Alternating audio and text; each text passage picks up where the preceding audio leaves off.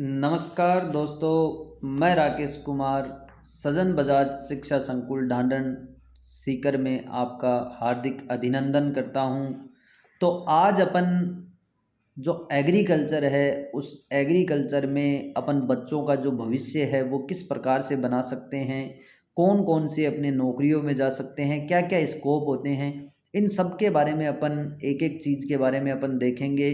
तो सबसे पहले तो मैं आपको एक चीज़ बताना चाहता हूँ कि अपनी जो गवर्नमेंट है, चाहे सेंट्रल गवर्नमेंट की बात हो, चाहे राजस्थान गवर्नमेंट की बात हो, तो ये जितनी भी जो गवर्नमेंट है वो सारी क्या करती हैं, जो एग्रीकल्चर जो प्रोजेक्ट हैं वो सारी एग्रीकल्चर प्रोजेक्ट के ऊपर काम कर रही हैं। सबसे ज़्यादा जो प्रोजेक्ट है वो काम में लिया जा रहा है, जो फ्यूचर में अपने जो काम आएगा वो अपने कौन सा है, वो एग्रीकल्चर प्रोजेक्ट है, जिसके बारे में सभी कंपनियां हैं, चाहे अपने गवर्नमेंट हो, वो सारे जो काम हैं वो किसके ऊपर आधारित हो रहे हैं, एग्रीकल्चर के ऊपर। मतलब सारे एग्रीकल्चर प्रोजेक्ट या एग्रीकल्चर फील्ड के अंदर ज़्यादा से ज़्यादा काम करना चाहते हैं।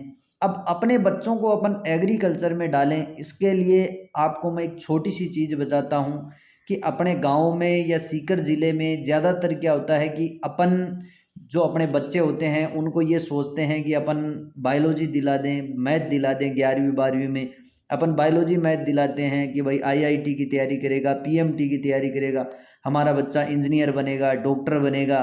लेकिन अपन इन दो ही चीज़ों के पीछे पागल हुए जा रहे हैं, जिसमें आपने देखा होगा कि एक स्कूल, एक छोटी छोटी जो स्कूलें होती हैं उनमें अपने को एक बायोलॉजी की एक 12th क्लास में अपने को 200 250 लड़के मिल जाते हैं। कई तो ऐसी भी स्कूलें हैं जहाँ पर अपने को 500 1000 लड़के मिलते हैं। लेकिन कभी भी आपने एग्रीकल्चर के बारे में सोचा है क्या कि भाई एग्रीकल्चर है, एग्रीकल्चर में गवर्नमेंट भी ये चाहती है कि जो बच्चे हैं वो एग्रीकल्चर से जुड़ें।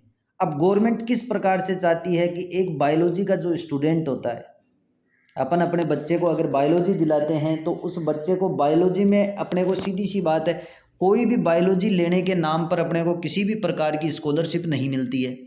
लेकिन जो गवर्नमेंट है वो लड़कियों को भी एग्रीकल्चर के अंदर इतना प्रोत्साहन दे रही है कि जिस लड़की ने 11वीं में एग्रीकल्चर लिया, 11वीं में एग्रीकल्चर लेते ही उसको स्कॉलरशिप दी जाती है 15,000 रुपये। कितनी दी जाती है दोस्तों? 15,000 रुपये दी जाती है। और 12th में भी कितनी दी जाती है? 15,000 रुपये। चाहे वो संस्थान चाहे प्राइवेट हो चाहे गवर्नमेंट हो, एग्रीकल्चर लड़कियों के लेने के नाम पर भी उसको क्या दिया जाता है? 15,000 दोनों क्लास में उनको स्कॉलरशिप दी जाती है। और उसके बाद में जैसे ही वो कॉलेज में जाती हैं तो उस कॉलेज में भी उनको 25,000 रुपये सालाना क्या दी जाती है? स्कॉलरशिप दी जाती है। मतलब लड़कियों को एग्रीकल्चर से जोड़ने के लिए, प्रोत्साहित करने के लिए जो गवर्नमेंट है, जो राजस्थान सरकार है, वो राजस्थान सरकार इतनी स्कॉलरशिप दे रही है कि जो लड़कियां हैं वो भी एग्रीकल्चर सब्जेक्ट से जुड़ें। तो एग्रीकल्चर सब्जेक्ट की अपन बात करें कि एग्रीकल्चर सब्जेक्ट में अपने को कौन कौन सी अपन नौकरियों में जा सकते हैं। 11th 12th होने के बाद में एक छोटा सा एग्ज़ाम लगता है जेट का, जो जॉइंट एंट्रेंस टेस्ट होता है।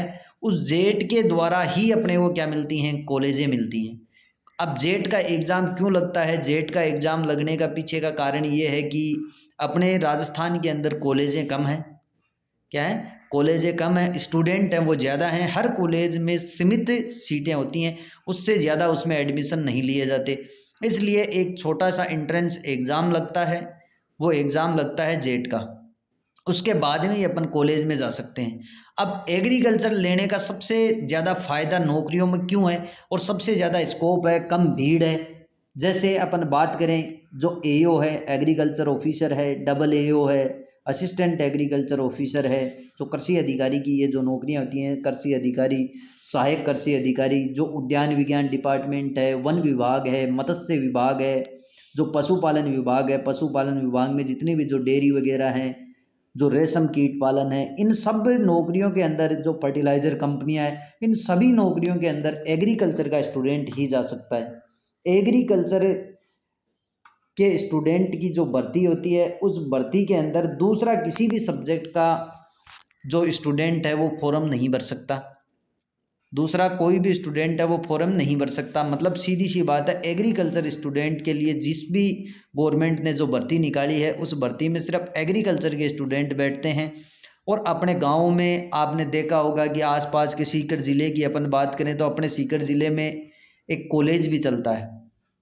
क्या चलता है, फतेहपुर के पास में एक कॉलेज है जिसका नाम है college of agriculture Fatehpur Shekhawati, जो अपने SKNAU यानी श्री कर्ण नरेंद्र एग्रीकल्चर यूनिवर्सिटी जो जोबनेर जयपुर के अंदर है, उसी की एक ब्रांच है, यहाँ पर कॉलेज है जो चल रही है। अब की बार तो क्या है कि इस कॉलेज में MSc के जो सब्जेक्ट हैं उनको भी जोड़ दिया है। पहले तो इसमें सिर्फ BSc था, अब की बार उसमें MSc है। वो MSc की भी सीटें हैं, वो सीमित सीटें इसमें दी गई हैं।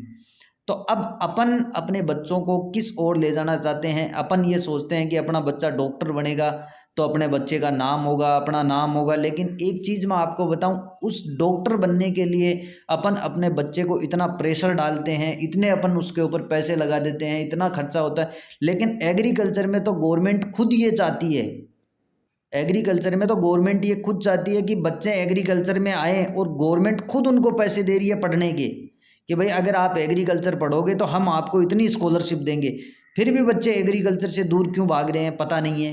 क्योंकि एक AO की जो पोस्ट होती है, एग्रीकल्चर ऑफिसर की जो पोस्ट होती है, वो किसी डॉक्टर से कम नहीं होती है, वो किसी भी डॉक्टर से कम नहीं होती है। वो भी क्या है कि एक ज़िले के ऊपर होता है, एग्रीकल्चर ऑफिसर भी एक ज़िले के ऊपर होता है।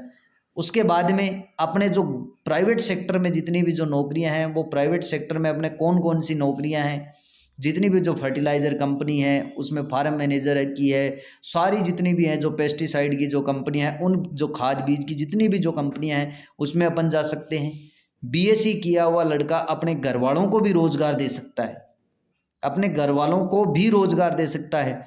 अब वो रोज़गार किस प्रकार से देता है, आपको पता होगा कि जो बीज भंडार होता है, उस बीज भंडार के लिए एग्रीकल्चर का जो स्टूडेंट होता है, वो एग्रीकल्चर के स्टूडेंट की जो BSc की जो डिग्री होती है, उस डिग्री के आधार पर ही अपने को लाइसेंस मिलता है, तभी अपन बीज भंडार खोल सकते हैं।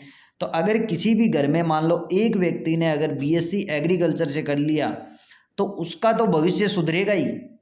उसके साथ साथ में जो घरवाले होते हैं, उनमें घरवाले 2 या 3 जितने भी होते हैं, जो मान लो कम पढ़े हुए हैं, तो वो कम से कम अपना खुद का एक छोटा सा बिजनेस तो स्टार्ट कर सकते हैं। एग्रीकल्चर के लिए लोगों की एक धारणा बन गई है कि एग्रीकल्चर पढ़ने का मतलब किसान बनाना होता है, एक अच्छा किसान बनाना होता है, लेकिन ऐसा नहीं होता है। एग्रीकल्चर एक सब्जेक्ट ऐसा है जिससे अपने को अच्छे किसान तैयार नहीं किए जाते हैं, लेकिन जितनी भी जो कंपनियां हैं उसमें जो इनोवेटिव जो प्रोग्राम होते हैं, जो कृषि है, उस कृषि में अपन जैविक खेती के बारे में अपन बात करें कि भाई कम से कम लागत पे कितना प्रोडक्शन या कितना ज़्यादा से ज़्यादा प्रोडक्शन लिया जा सकता है, इन सब के बारे में होता है।